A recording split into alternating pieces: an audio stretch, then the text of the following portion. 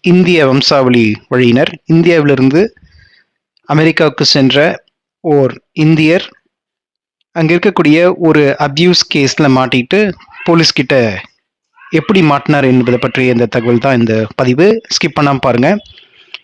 37 வயது நிரம்பியுள்ள software engineer Texas மாகாணத்துல பிளானோ என்கின்ற ஒரு சிட்டியில ஒர்க் செய்து கொண்டிருக்கிறார். மிகப்பெரிய நிறுவனத்தோட ஒரு நல்ல ஒரு கம்பெனியில வேலை செய்து கொண்டிருக்கிறார்.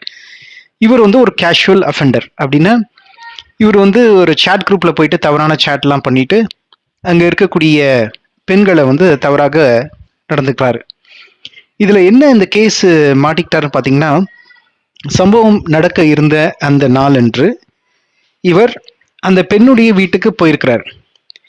இதுல என்னன்னு பாத்தீங்கன்னா, அந்த பெண் 18 வயதுக்கு உட்பட்டவர். மற்ற நாடுகள் அமெரிக்காவில் 18